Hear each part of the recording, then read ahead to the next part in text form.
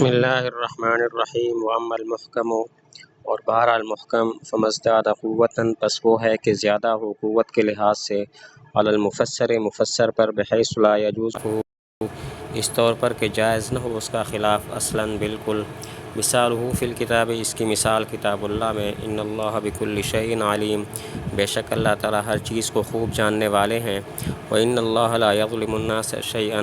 اور بے شک اللہ تعالیٰ ظلم نہیں کرتے لوگوں پر کچھ۔ محکم کی لغوی تعریف ہے کہ مضبوط کیا ہوا، اور اس کا اصطلاحی معنی ہے جو قوت میں مفسر سے بھی بڑھ کر ہو، اس طور پر کہ اس کا خلاف بالکل بھی جائز نہ ہو۔ لغوی معنی ہے مضبوط کیا ہوا، اور اصطلاحی معنی ہے جو قوت کے لحاظ سے مفسر سے بھی بڑھ کر ہو، اس طور پر کہ اس کا خلاف بالکل بھی جائز نہ ہو۔ کتاب اللہ سے اس کی دو مثالیں ہیں۔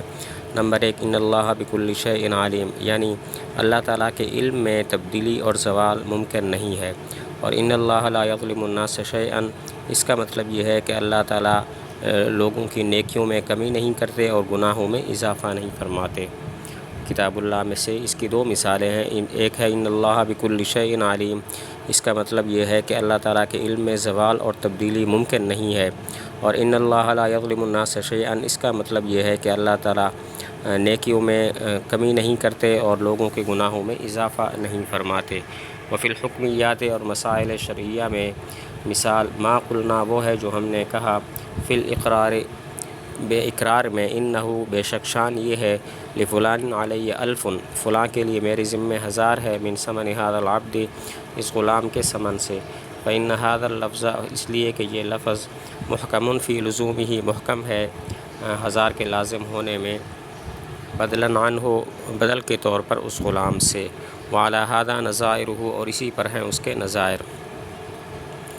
محکم کی مسائل شرعیہ میں ایک مثال ہے، کسی نے کہا لفلان علیہ الف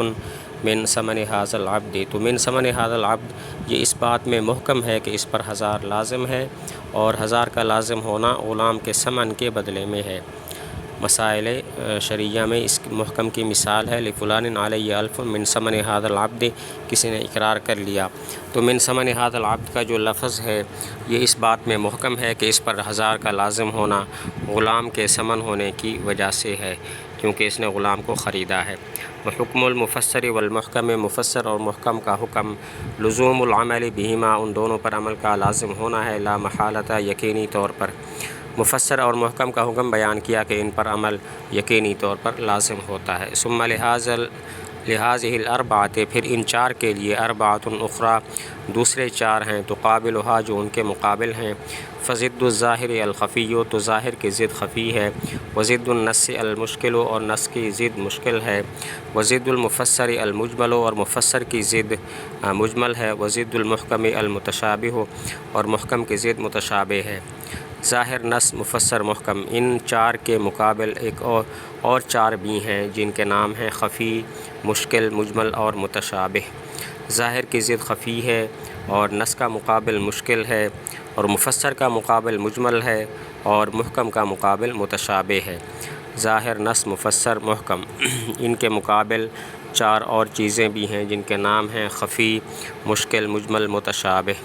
تو ظاہر کا مقابل خفی ہے، نص کا مقابل مشکل ہے، مفسر کا مقابل مجمل ہے، اور محکم کا مقابل متشابہ ہے۔ فالخفی،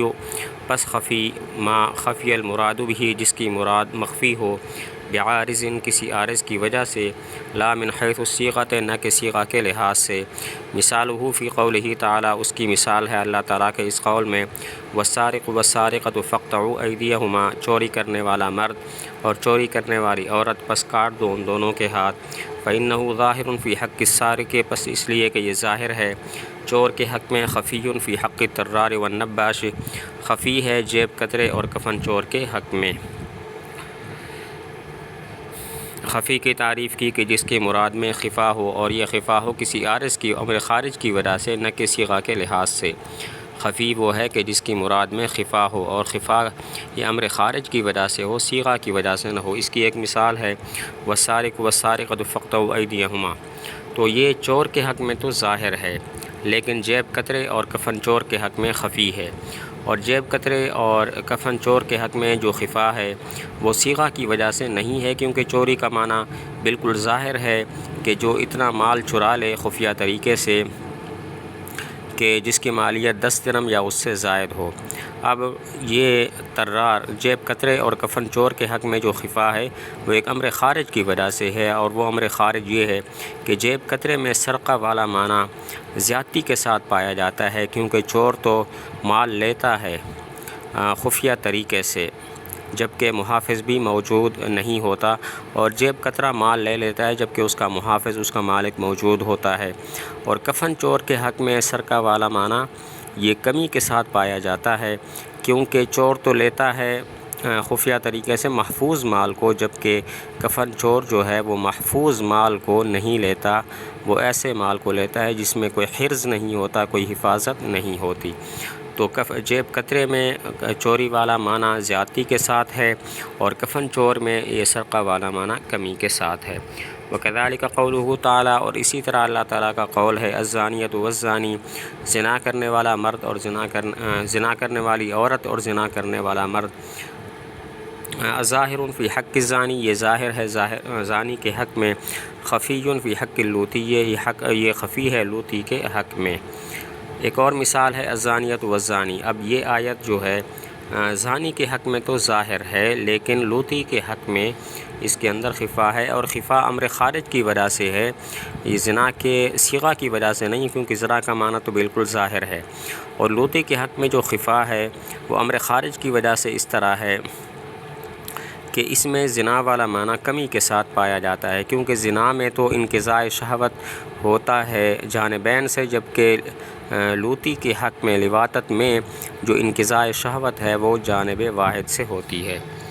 وَلَوْ حَلَفَ، اور اگر قسم اٹھائی، لا یأکل فاکہۃ، نہیں کھائے گا پھل، فَإِن کان ظاہرا فیما یتفکہ بہ، تو یہ ظاہر ہے اس چیز میں کہ جس کو بطور لذت استعمال کیا جاتا ہے، خفیًا فی حق العنب والرمان، یہ خفی ہے انگور کے حق میں اور انار کے حق میں۔ ایک اور مثال ہے قسم کھائی لا آکل فاکہۃ، میں پھل نہیں کھاؤں گا۔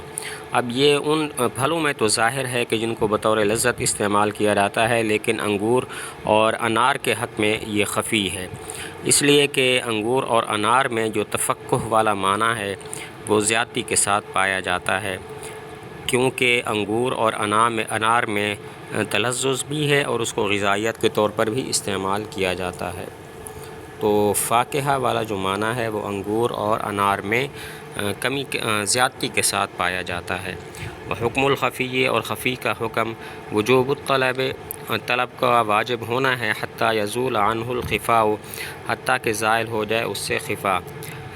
تو خفی کا حکم یہ ہے کہ اس پر عمل کا اس کے معنی کو طلب کرنا واجب ہے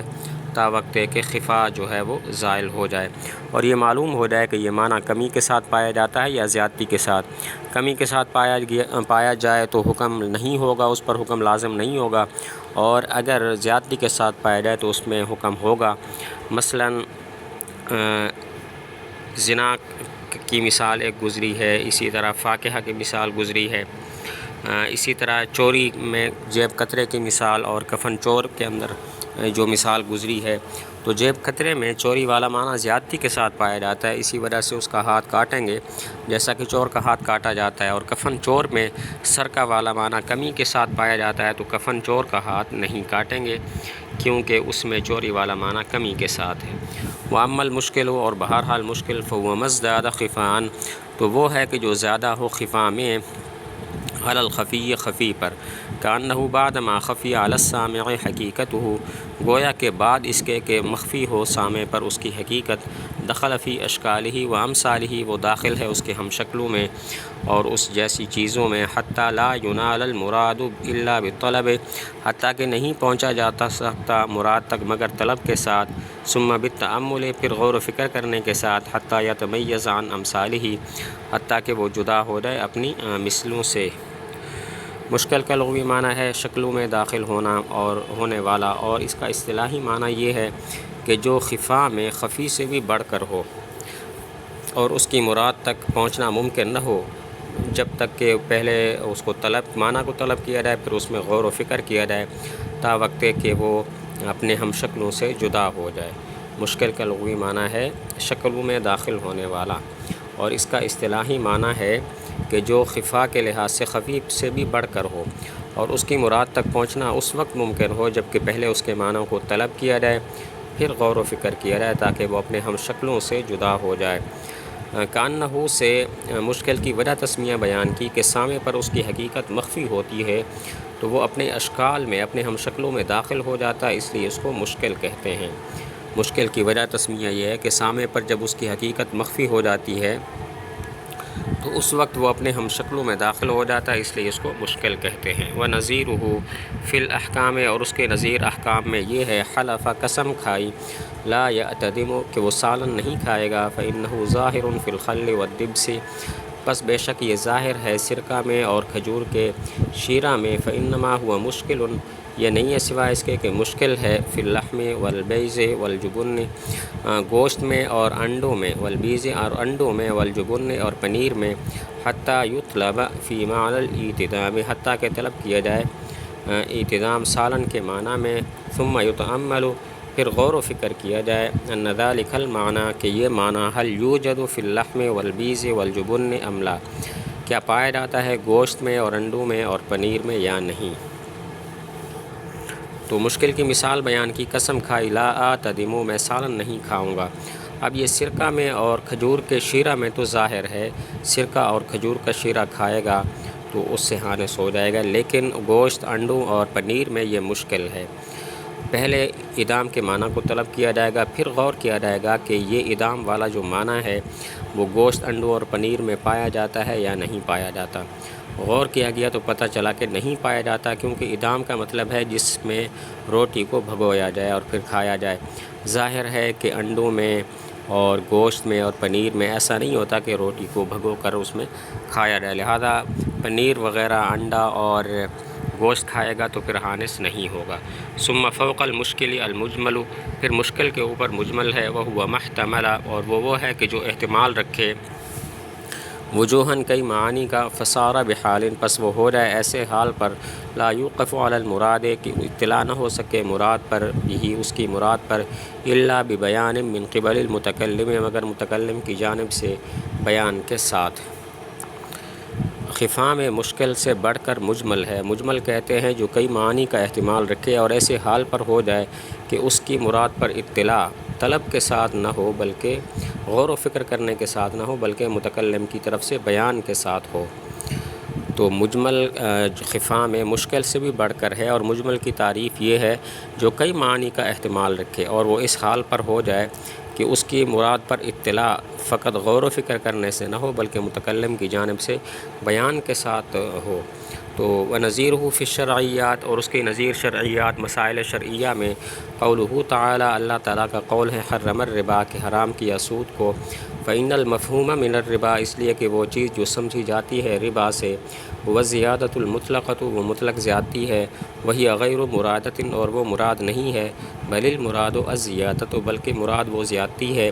الخالیۃ عن العوض، جو خالی ہو عوض سے، فی بیع المقدرات المتجانسۃ، باہم ہم جنس مقدرات کی بیع میں، واللفظ لا دلالت لہ، اور لفظ اس کی کوئی دلالت نہیں ہے، علی ھذا، اس پر، فلا ینال المراد بالتأمل، پس نہیں پہنچا جائے گا مراد تک غور و فکر کرنے کے ساتھ۔ تو مسائل شرعیہ میں مجمل کی مثال ہے حرم الربا۔ اب ربا سے جو چیز سمجھ میں آتی ہے وہ تو مطلق زیادتی ہے، اور ظاہر ہے کہ یہ مراد نہیں ہے، کیونکہ ہر بیع میں کچھ نہ کچھ زیادتی تو ہوتی ہے، بلکہ مراد ایسی زیادتی ہے جو ایسے عوض سے خالی ہو جو مقدرات متجانسہ،